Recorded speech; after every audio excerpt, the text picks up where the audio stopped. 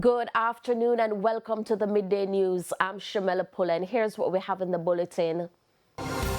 Television Jamaica wins appeal in a 13-year-old defamation case brought by two PNP councillors. Police assure shoppers of safe Christmas.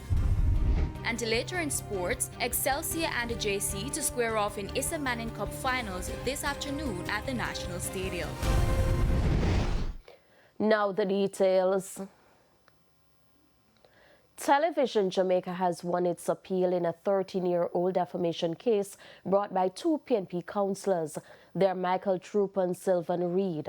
The Court of Appeal overturned a 2019 ruling that had awarded millions in damages. The court agreed that TVJ accurately reported information provided by the police at the time. And of course, we will have more in subsequent newscasts. The Area 3 Police Division is reassuring residents that shoppers in the region have nothing to worry about this Christmas season. Head of the division, Assistant Commissioner of Police Calvin Allen, says the police will be out in full force to ensure safety.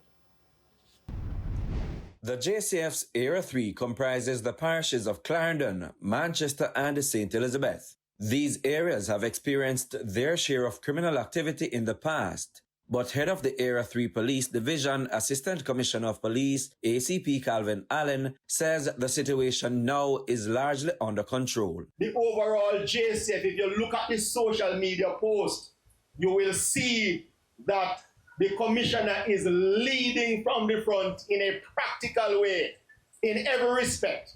And you are seeing that the country is experiencing an almost 44% reduction in murders. Give them a hand, not me, give them a hand. And having said that, I am pleased to let you know that Area 3, comprising of Clarendon, Manchester and St. Elizabeth, is basically mirroring the overall national reduction. ACP Allen also noted that the police continue to manage their own challenges. During the passage of Hurricane Melissa, the Black River Police Station in St. Elizabeth was the most affected in the division. I've been journeyed there along with my team on several occasions to see for ourselves, not just looking at the social media posts, being in the middle there, the commissioner himself being in the space, putting on his gloves and his water boots, and assisting in leading the process of cleanup of the Black River Station and others. We are letting you know that we are true to our oath of office, that irrespective of the situation, irrespective of the conditions, we are here to serve and we are here to protect. ACP Allen was speaking at the Christmas tree lighting ceremony in Mandeville recently. Mayor of Mandeville, Donovan Mitchell, in the meantime, said that despite the impact of the Category 5 hurricane, the spirit of the people remains high. I must extend heartfelt gratitude to our business community, civic leaders, churches, and ordinary residents who stood up, stepped out, and supported their neighbors in the aftermath of Hurricane Melissa. Your swift response, your generosity, your willingness to help even while your own home and businesses were affected reveal the true heart of Manchester. To the people of this parish, your resilience inspires me every single day. You bend, but you do not break. You struggle, but you rise. Prince Moore, TVJ News. An urgent appeal this afternoon from residents of One St. Anne community to the Jamaica Public Service Company. They're calling for a proper restoration of electricity in their community as they believe the current situation is a disaster waiting to happen. Karen Simpson reports. Plunged back into darkness. That's how residents of Tri-C District in Brownstown St. Anne have described their situation after being without electricity for over a month and finally having power restored only to have it go out within hours. They say sometime after 11 Wednesday night, fire was seen running along a power line in a section of the community. Shortly after, an explosion was heard and the power went out. The police and fire department were called. The power lines were restored between 3-4 o'clock and when JPS came and finally restored the line. And subsequently later on during the night, I think about after 12, fire was seen on this line. And fire was actually running on this line all the way down the line, down to the street there. And subsequently after that, the fire started to spread, and then we heard an explosion. And we didn't come out until this morning, and then we saw all the live wires on the street here. They say several calls to the JPS have proved futile. I tried to call JPS. No, you are only getting through to the HAP, which is the machine. When you speak, you can't speak to machine. When you lodge a complaint to the machine, you don't get back any answer. So you don't know what is happening. And as a result of the outage, livelihoods have been at a standstill. Me need current to do my work. So if JPS don't fix the current, me cannot do no work. And I have children that need my support. I want JPS to come and sort out this thing. People in the community is depending on the shop for their little things. Remember, we are poor people and everybody can go out and do big shopping, right? So the people come on a daily basis and buy what they want. But without electricity, to give you the pound of chicken, to give you the little box of milk, to give you the little drinks, what are you going to do? They are also concerned about the safety of the JPS repairs. We're repairing the lines, but there's still fire on the lines. So we're worried about safety of the community and the children who walk along the street all the time. Carrie Simpson, TVJ News. Meanwhile, our news team contacted Media and Public Relations Manager at JPS Audra Williams, who said power was restored Wednesday night. She also said illegal connections may have caused the fire, but no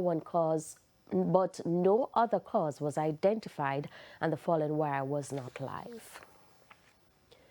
We will get it right. That assertion from Education Minister Dr. Dana Morris-Dixon as the government seeks to rebuild and repair damaged schools. The Education Minister says the academic Christmas break will be used to carry out the necessary works. Details in this report. The Ministry of Education has mobilized several contractors to begin the reconstruction of schools.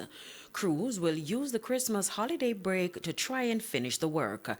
Education Minister Dr. Dana Morris-Dixon recently toured the Darlington Primary in Westmoreland. There was extensive damage here, and so the scope is pretty wide. It's going to take several months of work to get the school back to where we need it to be. We've also said that we're not just building back what was there. It has to be much more resilient than before. And so we're slabbing the roof here. It's very important that whatever work is done, the school must be in a better position than it was before the hurricane. She says the ministry will be tackling as many schools as possible over the short period. We know that there are going to be some schools in January that won't be fully completed. This school will not be finished in January. And that's why it's so important that we have alternative modalities for delivering education. That alternative includes setting up tents to allow students to come in on a rotational basis. And for grade 6 students, Dr. Dana Morris-Dixon says they will be attending face-to-face classes daily. We have to get our children back to school, and it just means school will look different than it was before. But our principals are committed. Our principals are doing an awesome job at being as resilient as they can be. Our principals and our teachers, they've lost their homes, but they're still out making sure that our children are learning, and the country is forever grateful to them for all of that. And so it's going to be a difficult period, but we know we have the best teachers in the world. We have the best principals in the world. We have a great regional team, and we're going to get it. We're going to get it right, and our children are going to see that we will not leave any child behind. Carrie Simpson, TVJ News. In the meantime, Education Minister Dr. Morris Dixon expressed concern about the type of roof used on schools in Western Jamaica. She says the minister will be looking at the structure of schools to rebuild them in a more resilient way. Well, I'm very concerned about zinc roof generally across the system. And so one of the things we're looking at the extent to which the structure can take slab, because we've seen that has held up very well. Where there isn't, we may have to do some work to increase the structural integrity of the structures. But we're also looking at like standing seam technology, which we're doing at some of our other schools where we know the infrastructure can't take slab. And so we're looking at many different options for our schools, but the key thing is about resilience and working with what we have, retrofitting what we have to make sure that it can withstand a Category 5 hurricane. It's time for a break. Stay with us. More stories when we return.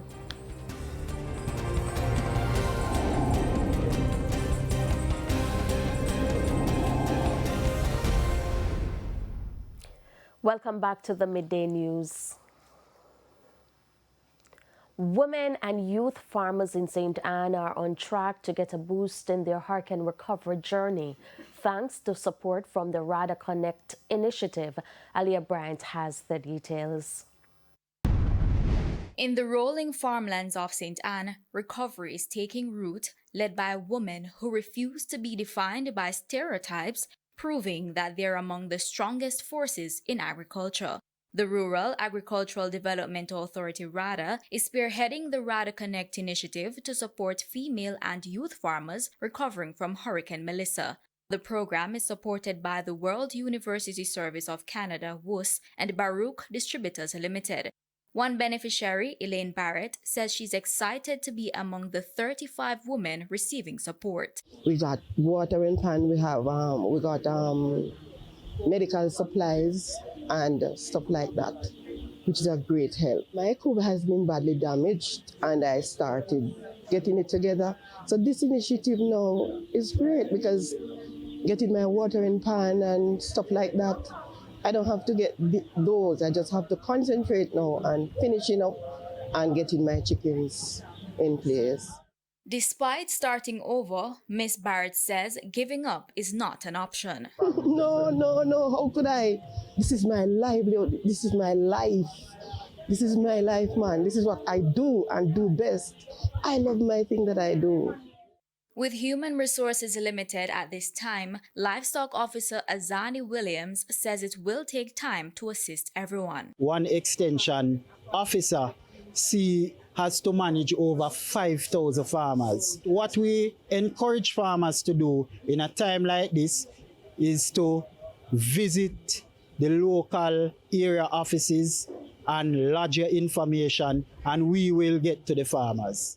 Country Coordinator for WUS SAC, Nelsa English Johnson, says it is important to provide assistance to these farmers at this time. We had a distribution of health and wellness products to help the birds to get back to production as quickly as possible. We also realized that during the passage of the hurricane, a lot of farmers would have lost some of their small equipment. So things like their feeders, their waterers, their brooding lamps. And so those small equipment were also provided. Economic support is important, and the quicker we can assist these women and youth farmers in getting back to their productive livelihoods is also the quicker that they will be able to help themselves recover from some of the stressors that they would have undergone. Aliyah Bryant, TVJ News. In the meantime, the RADA livestock officer in St. Anne, Azani Williams, responded to complaints from farmers who say they are yet to receive support. When there is the passing of a hurricane or a natural disasters, you have persons out there who will use it as an opportunity to say that they are in production, they lose a certain amount of animals, or they lose a certain amount of crops. Now we are there to verify this information, and if this is so, we will provide the necessary assistance to these farmers. It's now time for the Business Minute. Grace Kennedy has announced an agreement to acquire Fonterra Cooperative Group's shareholding in Dairy Industries Jamaica, a move that will give the Jamaican conglomerate full ownership of the company. Dairy Industries Jamaica has been a key player in the local manufacturing sector for more than 6 decades. The company began operations in 1964 and started cheese processing in 1968. It is the only manufacturer in Jamaica and the wider Caribbean producing processed cheese in a can, with Tasty Cheese as its flagship brand. Further afield, TikTok has signed a deal to sell its U.S. assets to a group of American investors. The CEO of the platform told employees of the deal in a memo on Thursday. In recent months, finalizing a deal has been a key component in a broader negotiations between the United States and China. And that's it for the Business Minute. I'm Prince Moore. Thank you, Prince. It's now time for the top regional and international stories. In the region, the Barbados government has taken offense at a UK travel advisory warning British travelers of possible terrorist attacks on the island. The British Foreign Office says while there is no recent history of terrorism, attacks cannot be ruled out due to global threats.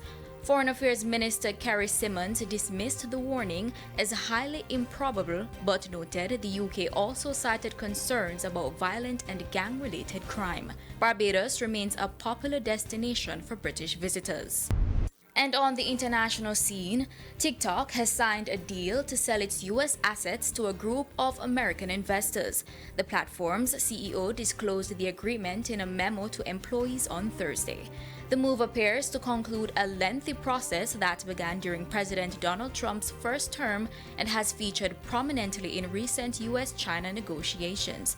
A Biden-era law passed last year required TikTok's U.S. operations to be separated from its parent company, ByteDance.